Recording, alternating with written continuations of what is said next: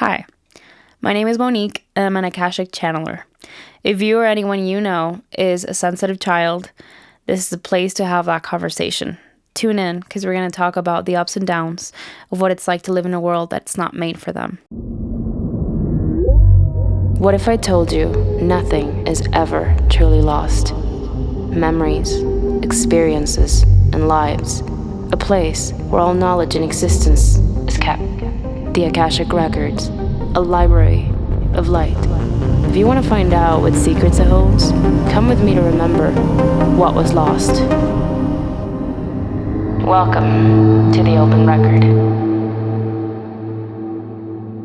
The story you tell yourself every day matters, not because it's who you are, but because it will create who you think you can be, meaning your limits. I used to believe about myself, especially as a sensitive child, that me being different was somehow the equivalent of me being special.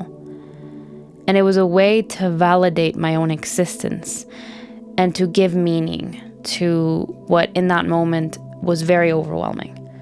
The lack of understanding all of the things that I felt and the input that I was receiving from all of my perception. It wasn't just my five senses. It was more like I could perceive things that were beyond the physical aspect. This made me feel weird and sometimes very misunderstood. But for some reason in my mind, believing about myself that this made me special created a superpower. The only thing is I never really understood until a couple of years ago how lonely that made me feel. And I think every sensitive child is different. We all are born to different parents, to different situations and abilities. So it's never a one-off and there's not a mold to the experiences. But my experience definitely started off by believing that I was alone. And in my earlier years, it took the form of regulating my parents emotionally and learning to be the person that could tell everything about somebody else's needs, desires, expectations, and wants. I could read a person before I could even really get to know them, and I could tell what their fears were, and I could tell what they wanted more than anything. So some people just needed compassion and to feel important. Other people just really wanted to be heard or understood. And then there were the few people that couldn't be made happy by anybody. And it didn't always give me the opportunity to please everyone around me.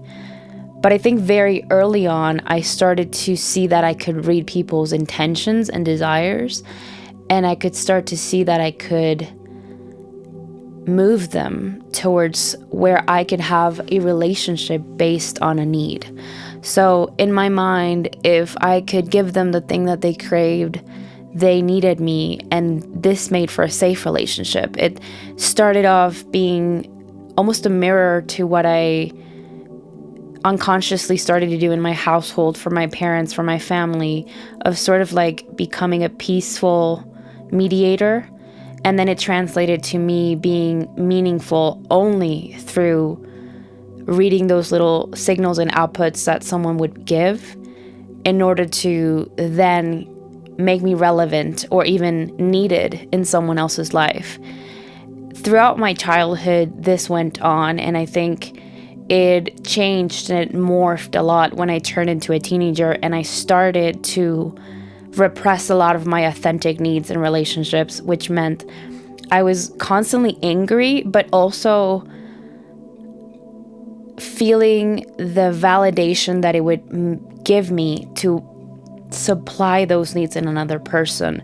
And I think these two things were always at odds with each other, because I would make people feel happy for what they wanted and they needed, but it didn't always align with what I wanted or I needed. So around my teenage years, I started to reach a point where Since my needs were being repressed and I didn't really feel the ability to be authentic enough to risk the relationships that I had worked so hard to build on those perceptive skills and that ability to give people what they wanted and, in a way, people please my way through life, I think I turned to drugs, I turned to avoidance, and I turned to tuning myself out.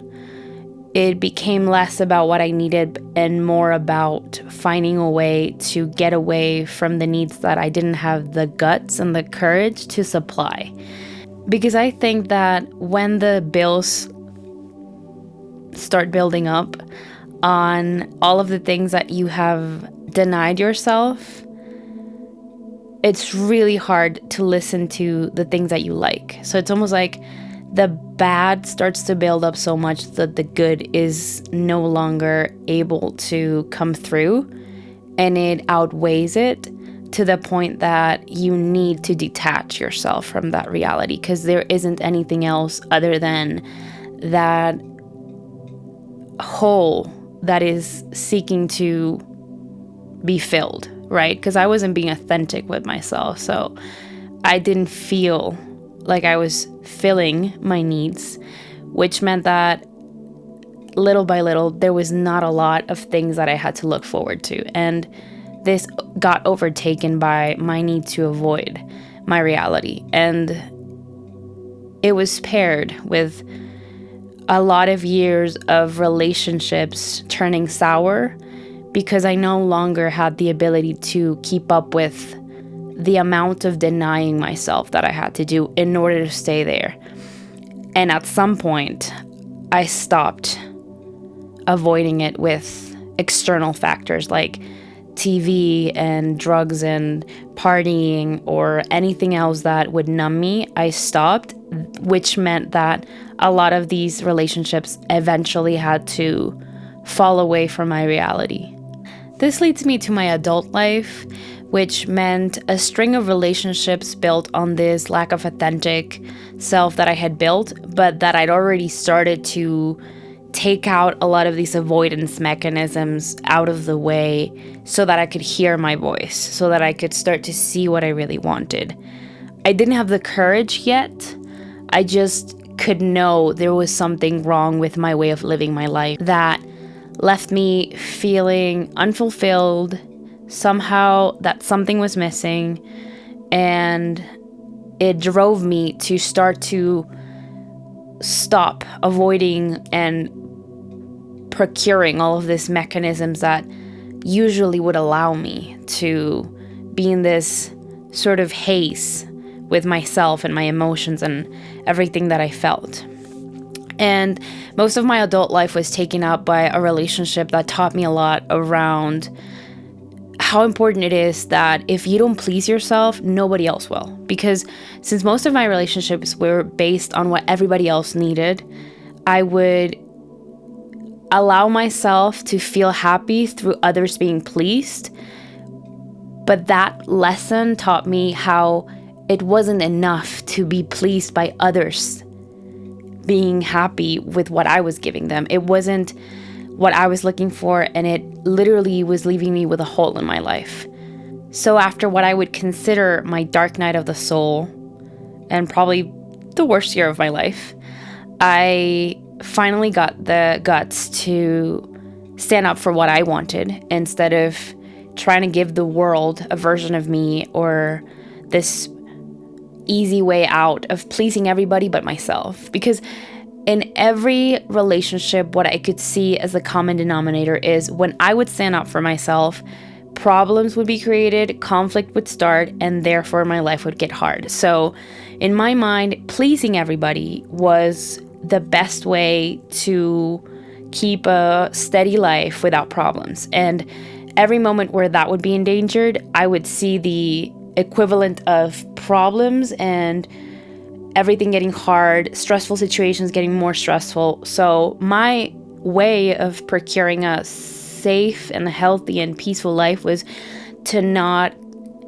bother anyone with conflicting needs or standing up for the things that I wanted, regardless of somebody being comfortable with it. And at some point, I think within this dark night of the soul, I realized no one was coming to rescue me. No one was going to give me the life that I wanted. And if I didn't stand up for myself and get myself the heck out of there, nobody was coming to get me. And I think that was it for me. I realized that if I was unhappy, it was my fault. If I was not satisfied, there was something that I was doing that was leaving me like that. So eventually I understood what it was that I was doing that wasn't pleasing me, and how that wasn't evil and bad and wrong, and putting myself first and going for what I wanted wasn't wrong. What then went on to happen the next few years was me following my heart, but also having to deal with a lot of that repressed emotion, because when you don't listen to yourself, your heart has a lot of bills for you to pay. From the times that you betrayed yourself, that you told yourself you were wrong, that voice that was in your head was wrong and you shouldn't have listened to it, and you shouldn't say this or you shouldn't do that. And at some point, having to come to conclusion with how it was that you were responsible for that life also means understanding that the only person in your way was yourself, but you are very angry at yourself. So the next few years were a lot about forgiving and accepting also that I was very upset with myself, that I was very angry with that version of me that kept me in places where I was limited and I wasn't happy, because that's what peace meant and that's what I had worked so hard to protect. So why would I destroy the very thing that I swore to create? You know what I mean? It just didn't make sense. The moment that everything changed for me was the moment that I was more afraid to become that person that was so repressed and angry at myself and my life for not being what I wanted it to be, more than I was to destroy the life that I created. I think it got to the point where it was so uncomfortable to be who I was that there was no fear left in me to destroy that life and destroy that area, that relationship, that mindset that I created around me. There was nothing about it that felt even a little bit safe, familiar, and anything that I was trying to build. So why would I want to protect it in the process of becoming who I wanted to be? And as a matter of fact, I wanted to tear it all down. It got to a point where I was so upset and so angry with myself and with my relationship, with my reality, with my identity, that I in fact wanted to tear it all apart, and I wanted to scream. I wanted to scream at myself for what I'd done and for what I'd gotten myself into.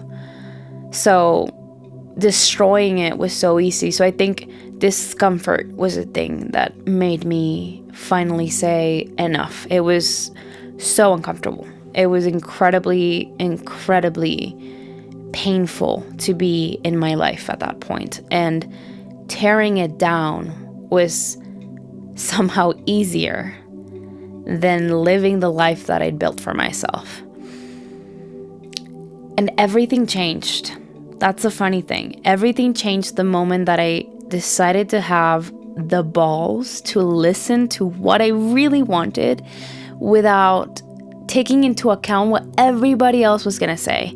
Because I think that that's the worst part. When you're a sensitive, when you're empathic, when you're thinking about everybody else before yourself, you know what they're going to say. You know exactly the reaction, the anger, the conflict, the misunderstanding, the level of discomfort you're going to create in other people. And it's sometimes enough to put you off your own path, because why would you be so evil to create that pain in somebody else if you see yourself as somebody that cares, or that tries to provide care, or tries to be empathetic?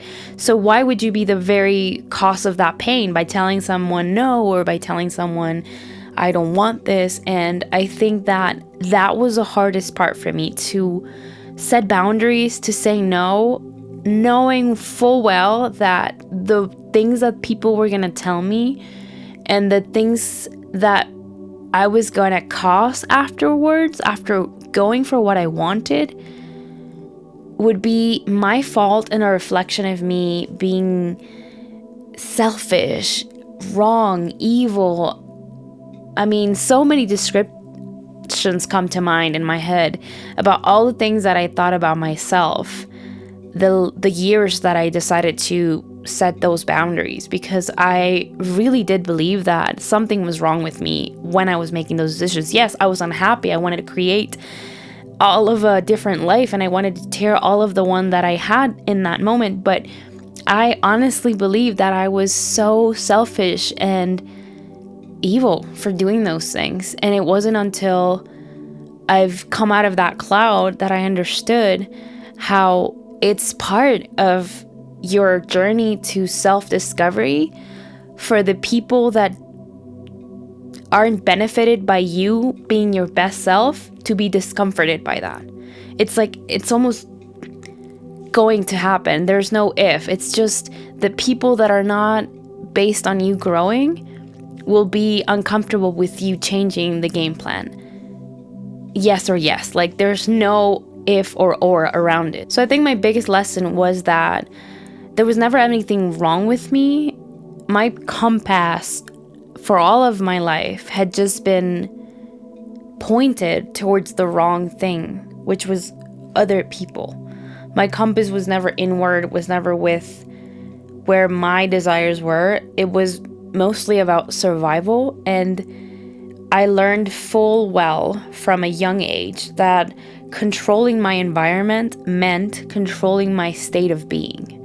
It meant creating peace. So if I controlled everyone else, if I gave them what they needed, appreciation, validation, love, attention, I would feel safe because nobody was uncomfortable, and therefore there wouldn't be any conflict. So I learned to adapt to any need that I saw I could fulfill in everybody else, so that I could create this almost like illusion of safety around me.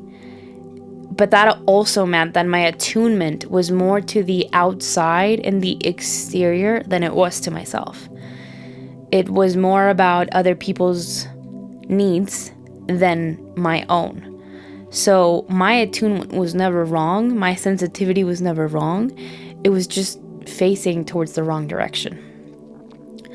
And I think every sensitive child finds a way to cope with their sensitivity when it's not being supported in the right ways. So I've seen people that you could never tell they're sensitive. They're the toughest, most, unbreakable type of personalities. And they would be the most sensitive because they become the protector that they didn't find in someone else.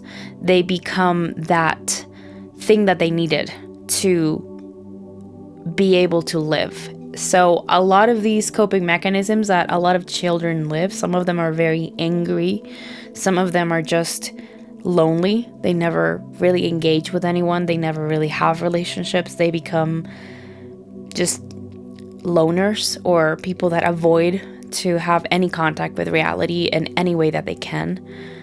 Like, I would even say like agoraphobic, or people that are just extremely anxious and almost like have anxiety disorders. So I think there's many ways in which this energy, this hypersensitivity comes to play in each child, and a very different way in which each child finds a way to survive. But the thing is, there's very few of us that actually have the balls to be who we want to from the get-go. Like, to be that sensitive and tender and vulnerable without all these coping mechanisms, I think is one of the bravest things that you can do in a world that is basically built on you destroying that. And this is why I'm here.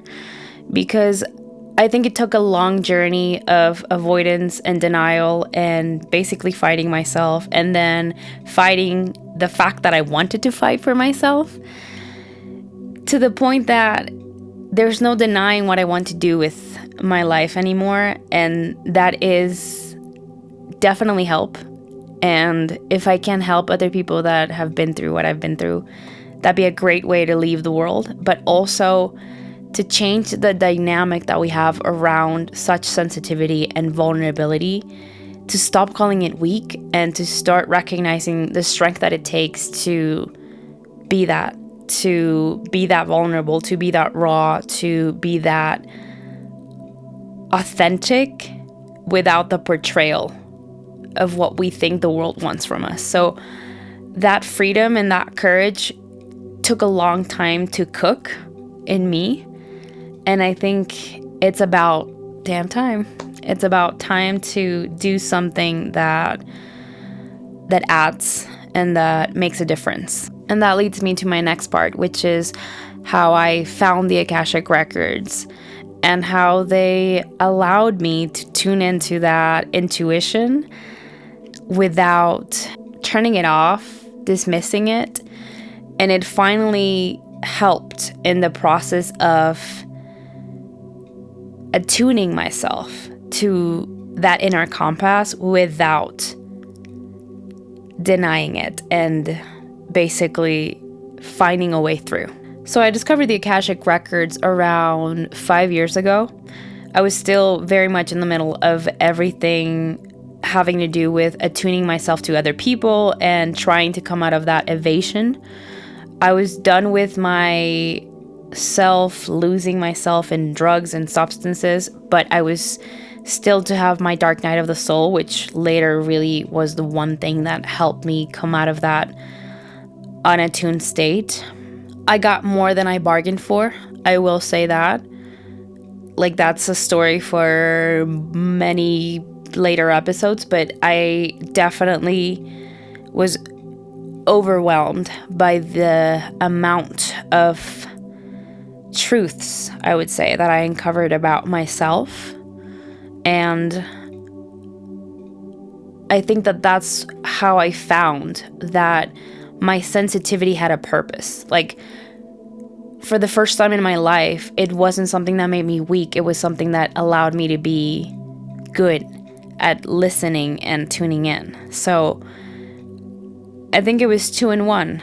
I think it helped me to use my abilities, but I think it also helped me practice them enough to the point that it felt good to be good at something for the first time. Like, something that I had judged about myself, thinking that it made me kind of cryy, kind of sensitive, kind of emotional. And for the first time, this meant that I was actually good at something for the things that people had always described me for or had always attached to me. And it just validated how being sensitive wasn't something that I had to be ashamed of. It was something that I could even call my superpower. So for the first time in a long time, I felt proud for not having kind of killed that part of me off, and for having engaged in anything that made me feel more and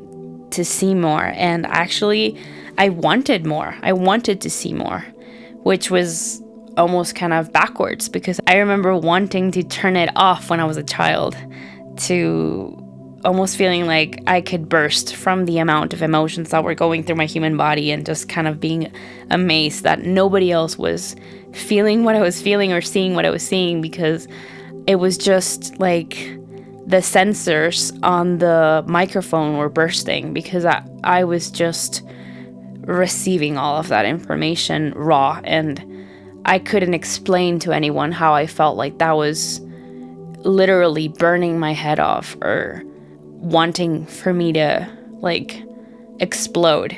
And for the first time ever, I found myself actually asking to receive more, to feel more, to see more. And that has taken me to this place, which is now to create a space to not just tune into myself, but also to tune in to the information from a higher perspective, a higher mind, and to be able to see through the eyes of truth. So I think I needed a lot of bravery and a lot of courage to finally be able to admit to myself that I wanted to do this.